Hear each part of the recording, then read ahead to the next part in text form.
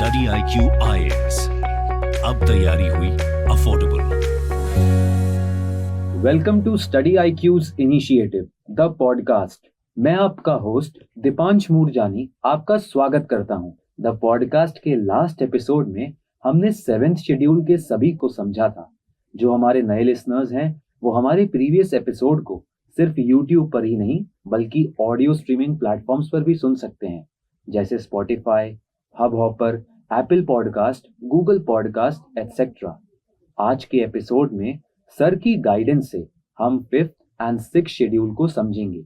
किसी भी UPSC aspirant के लिए 5th schedule and 6th schedule के सभी प्रोविजंस को समझना काफी इंपॉर्टेंट होता है। सर, हमारे एग्जाम के पर्सपेक्टिव से क्या आप कुछ ऐसी इंफॉर्मेशन दे सकते हैं जो बहुत इंपॉर्टेंट हो? सबसे पहले मैं आपको ये बताना चाहता हूं कि 5th एंड 6th शेड्यूल हमारे एग्जामिनेशन पॉइंट ऑफ व्यू से क्यों इंपॉर्टेंट है। 5th और 6th schedule of constitution tribal areas की कल्चरल डिस्टिंक्टिवनेस को प्रोटेक्ट करने की बात करता है। इसे आसान भाषा में हम इस तरह से समझ सकते हैं कि ट्राइबल्स के कल्चर में जो यूनिकनेस है उसके यूनिकनेस को प्रोटेक्ट करने के लिए हमारे कॉन्स्टिट्यूशन में हमें प्रोविजंस देखने को मिलती है और ये सारी प्रोविजंस 5th और 6th शेड्यूल में मेंशन्ड है। शेड्यूल 5 और शेड्यूल 6 के थ्रू ट्राइबल्स को इकोनॉमिक डिसएडवांटेजेस से प्रोटेक्ट करने के लिए प्रोविजंस मेंशन्ड है। 5th और 6th शेड्यूल के प्रोविजंस का ये ऑब्जेक्टिव था कि ट्राइबल्स अपनी आइडेंटिटी को अपहोल्ड कर सके बिना किसी एक्सप्लॉयटेशन के। सर, जब हम 5th शेड्यूल और 6th शेड्यूल को पढ़ते हैं तो हम दोनों के बीच में डिफरेंसेस को नहीं समझ पाते। तो आप क्या हमारे लिए 5th और 6th शेड्यूल के बीच जो डिफरेंस है उसे सिंपल वर्ड्स में बता सकते हैं? 5th शेड्यूल में वो शेड्यूल ट्राइब्स जो नॉर्थ ईस्ट एरियाज के बाहर आते हैं उनको प्रोटेक्ट करने की बात करती है। 5th शेड्यूल में उन एरियाज को आइडेंटिफाई किया गया है जो नॉर्थ ईस्ट में नहीं आते। हालांकि वहाँ शेड्यूल ट्राइब्स के लिए रहने की जगह है। इन एरियाज को हम शेड्यूल एरियाज भी बोल सकते हैं। शेड्यूल एरियाज की बात की जाए तो वहाँ 50% ट्राइबल्स मिलते हैं। और दूसरी तरफ अगर हम 6th शेड्यूल की बात करें तो 6th schedule administration for north eastern states की बात करता है, जैसे कि स्टेट्स लाइक आसाम, मेघालय, त्रिपुरा और मिजोरम। इन 4 स्टेट में 6th शेड्यूल लागू होता है। 6th शेड्यूल में ये प्रोविजंस है कि एक डिस्ट्रिक्ट के अंदर ऑटोनॉमस डिस्ट्रिक्ट और ऑटोनॉमस रीजन को बनाया जा सके for the protection of the interest of schedule tribes, क्योंकि किसी एक डिस्ट्रिक्ट में हमें different types of schedule tribes भी देखने को मिलते हैं। सर, अगर हम 5th शेड्यूल की पर्टिकुलरली बात करें तो इसमें ऐसे कौन से प्रोविजंस होते हैं जो ट्राइबल कम्युनिटीज को प्रोटेक्ट करते हो? अब हम 5th शेड्यूल के कुछ कॉन्स्टिट्यूशनल प्रोविजंस के बारे में जानेंगे। जैसा कि मैंने पहले ही बताया था कि 5th शेड्यूल में शेड्यूल एरियाज के एडमिनिस्ट्रेशन की बात की गई है जो नॉर्थ ईस्ट स्टेट में नहीं आते। 5th शेड्यूल के कुछ इंपॉर्टेंट प्रोविजंस इस तरीके से है कि 5th शेड्यूल में एक ट्राइब्स एडवाइजरी काउंसिल को फॉर्म किया जाता है।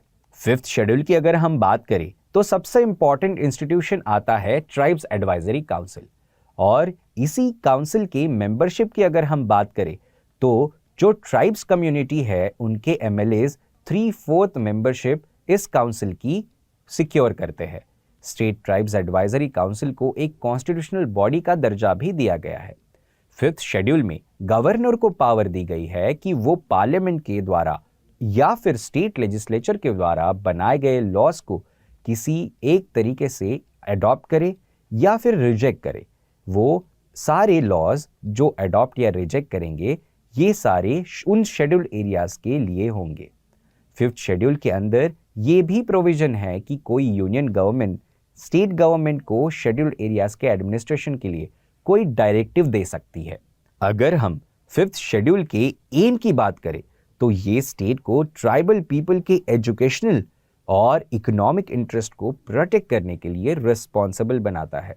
5th शेड्यूल का एक एम ये भी है कि ट्राइब्स को सोशल जस्टिस मिल सके और उन्हें किसी भी फॉर्म ऑफ एक्सप्लॉयटेशन से प्रोटेक्ट किया जा सके।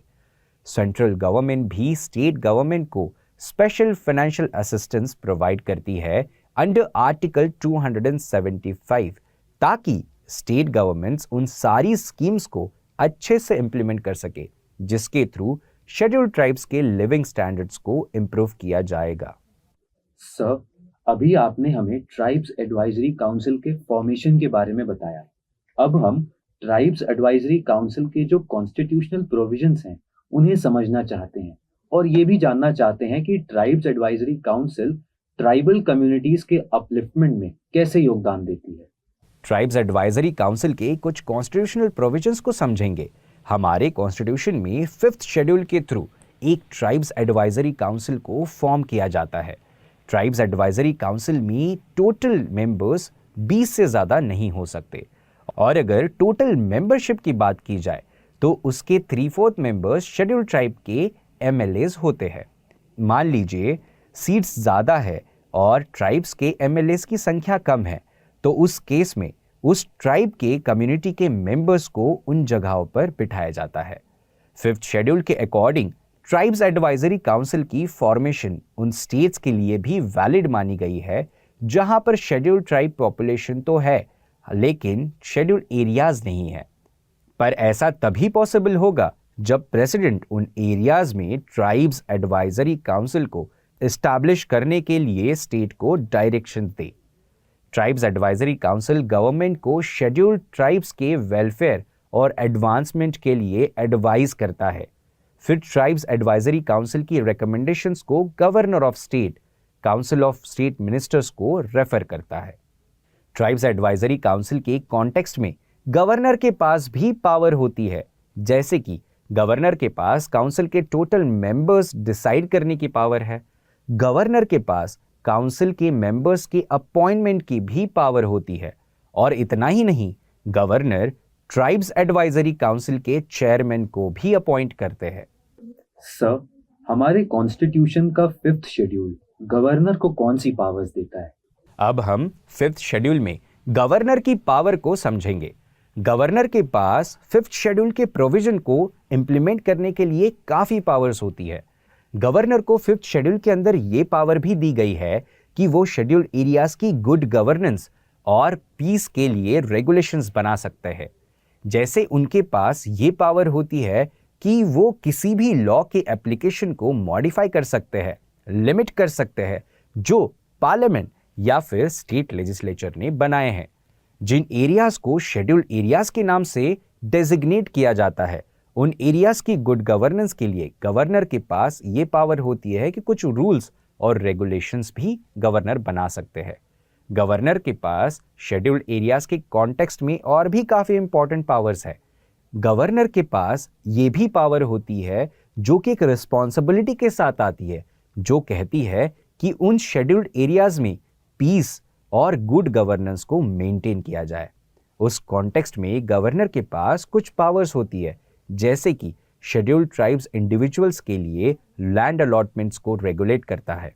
गवर्नर शेड्यूल्ड एरियाज में बिजनेसेस को भी रेगुलेट करते हैं, जैसे मनी लेंडिंग एटसेट्रा। एक इंपॉर्टेंट बात जो स्टूडेंट्स को याद रखनी चाहिए वो ये है कि गवर्नर ये सारी रेगुलेशंस ट्राइब्स एडवाइजरी काउंसिल के कंसल्टेशन के बाद ही बना सकते हैं।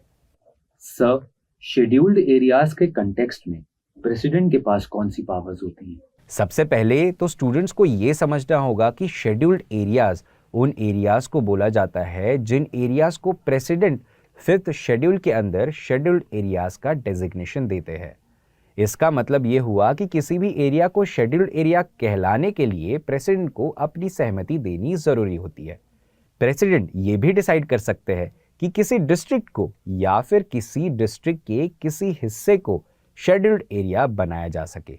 प्रेसिडेंट के पास ये पावर होती है कि वो शेड्यूल्ड एरियाज की बाउंड्रीज को चेंज कर सकते हैं in consultation with governor of the state. Governor के द्वारा बनाई गई रेगुलेशंस को इंप्लीमेंट करने के लिए प्रेसिडेंट का एक्सेप्टेंस मैंडेटरी होता है। गवर्नर अपने रिपोर्ट को प्रेसिडेंट के पास एनुअली सबमिट करते हैं, जो शेड्यूल्ड एरियाज के एडमिनिस्ट्रेशन से रिलेटेड होते हैं। सर, अगर 5th शेड्यूल में कोई अमेंडमेंट करना हो तो उसके लिए क्या प्रोविजंस हैं? यदि हम अमेंडमेंट की बात करें तो पार्लियामेंट लॉ के द्वारा 5th शेड्यूल के प्रोविजंस को अमेंड भी कर सकता है। हालांकि ऐसी की गई अमेंडमेंट आर्टिकल 368 के अंदर अमेंडमेंट नहीं मानी जाती। सर, 5th शेड्यूल के सभी प्रोविजंस को तो हमने समझ लिया। अब हम 6th शेड्यूल के प्रोविजंस को जानने के लिए काफी इंक्विजिटिव हैं। 6th शेड्यूल ऑटोनोमस डिस्ट्रिक्ट की रीजनल काउंसिल और डिस्ट्रिक्ट काउंसिल की पावर्स और फंक्शंस को भी केटर करता है। इन रीजनल काउंसिल के पास कुछ सब्जेक्ट्स पर लेजिस्लेटिव पावर्स भी होती है। इन काउंसिल के पास ये पावर है कि वो एक सिस्टम ऑफ जस्टिस को भी सेटअप करे और साथ ही साथ वो एडमिनिस्ट्रेटिव और वेलफेयर सर्विसेज को भी अडॉप्ट करे, जो basically land, revenue, forest, education और पब्लिक हेल्थ से रिलेटेड होते हैं। Autonomous district council Assam, Mizoram, Tripura और मेघालय के स्टेट्स में पाया जाता है। ऑटोनोमस डिस्ट्रिक्ट का मैकेनिज्म इसीलिए इन्फोर्स किया गया ताकि ट्राइबल कम्युनिटी के ट्रेडिशनल हेरिटेज को सेफगार्ड किया जा सके, उनकी कस्टमरी प्रैक्टिसेस और यूसेजेस को मेंटेन किया जाए और उन्हें इकोनॉमिक सिक्योरिटी प्रोवाइड की जाए। ये सब तभी अचीव हो पाएगा जब तीनों एग्जीक्यूटिव, लेजिस्लेटिव और जुडिशियल पावर्स एक साथ मिलकर ट्राइबल कम्युनिटी के इंटरेस्ट को ध्यान में रखते हुए लॉज को फॉर्मुलेट और इंप्लीमेंट करे। 6th schedule autonomous district council को कुछ पावर्स भी देता है। उन पावर्स को हम कुछ पॉइंट से समझने की कोशिश करते हैं। ऑटोनोमस एरियाज में ऑटोनोमस डिस्ट्रिक्ट काउंसिल लैंड से रिलेटेड लॉज बना सकती है, फॉरेस्ट को मैनेज कर सकती है, लेकिन रिजर्व फॉरेस्ट को मैनेज नहीं कर सकती। ऑटोनोमस डिस्ट्रिक्ट काउंसिल कुछ ऐसे सब्जेक्ट्स पर भी तवज्जो देता है जैसे कि inheritance of property, marriage, divorce, social customs इत्यादि। इन सारे इश्यूज पर ऑटोनोमस डिस्ट्रिक्ट एरियाज में लॉज ऑटोनोमस काउंसिल बना सकती है। Autonomous district council primary schools के एस्टैब्लिशमेंट और उनके मेंटेनेंस के लिए भी रेगुलेशंस बनाती है। Even taxation, issue of lease for extraction of minerals, ऐसे सब्जेक्ट्स के लिए भी ऑटोनोमस डिस्ट्रिक्ट काउंसिल्स अपने तरीके से रेगुलेशंस बनाती है। सर, 6th शेड्यूल के सभी प्रोविजंस को तो हमने समझ लिया, लेकिन इन प्रोविजंस को इम्प्लीमेंट करने में गवर्नर का क्या रोल होता है? ऑटोनोमस डिस्ट्रिक्ट काउंसिल की एडमिनिस्ट्रेशन के अंतर्गत आने वाले एरियाज को गवर्नर डिसाइड करते हैं। गवर्नर किसी भी ऑटोनोमस डिस्ट्रिक्ट की बाउंड्रीज को डिफाइन कर सकते हैं या फिर ऑटोनोमस डिस्ट्रिक्ट के नाम को चेंज कर सकते हैं। हाउएवर, हमें ये याद रखना चाहिए कि गवर्नर इन चेंजेस को उन टेरिटरीज में लागू कर सकते हैं जो ऑटोनोमस डिस्ट्रिक्ट काउंसिल के जुरिस्डिक्शन में है, और गवर्नर इन सारे चेंजेस को तब इनिशिएट कर सकते हैं जब कोई अपॉइंटेड कमीशन अपनी रिपोर्ट को सबमिट करेगी। एग्जाम्पल के तौर पर, अगर गवर्नर ऑफ मणिपुर को कोई ऑर्डर इशू करना है जो डिस्ट्रिक्ट की बाउंड्रीज या फिर नियम को चेंज करता हो, तो उन्हें हिल एरिया कमेटी की कंसल्टेशन लेनी होगी। अलग अलग डिस्ट्रिक्ट्स में हमें कुछ डिफरेंसेस भी देखने को मिलते हैं इन administrative areas of district councils. Example के तौर पर, आसाम और मेघालय में ऑटोनोमस डिस्ट्रिक्ट काउंसिल सिर्फ डिस्ट्रिक्ट लेवल तक ही सीमित है, लेकिन वही दूसरी तरफ मिजोरम में ऑटोनोमस डिस्ट्रिक्ट काउंसिल डिस्ट्रिक्ट और सब डिविजनल लेवल दोनों पर भी एग्जिस्ट करती है। स्टूडेंट्स को एग्जामिनेशन पॉइंट ऑफ व्यू से यह समझना बहुत ज़रूरी है कि इंडियन कॉन्स्टिट्यूशन ट्राइबल कम्युनिटी के वेलफेयर के लिए, उनके फ्लरिशमेंट के लिए, उनके राइट्स को प्रोटेक्ट करने के लिए, जहां पर यूनिटी इन डाइवर्सिटी को मेंटेन करते हुए ट्राइबल कम्युनिटी के अपलिफ्टमेंट के लिए, उनके गुड गवर्नेंस, फाइनेंशियल सिक्योरिटी और किसी भी तरीके का एक्सप्लॉयटेशन बचाने के लिए 5th और 6th schedule Indian constitution include करता है। Sir, thank you for your explanations. Dear listeners, आज के एपिसोड को हम यहीं पर एंड करते हैं। नेक्स्ट एपिसोड में एक नए टॉपिक के साथ हम फिर से आपसे कनेक्ट करेंगे। तब तक आप स्टडी IQ के साथ बने रहिए एंड कीप स्टडिंग। आप study IQ presents the podcast को कुछ ऑडियो स्ट्रीमिंग प्लेटफॉर्म्स पर भी सुन सकते हैं, जैसे Spotify, hub hopper, Apple podcast, Google podcast etcetera. Links को कमेंट सेक्शन में पिन किया गया है। Thank you.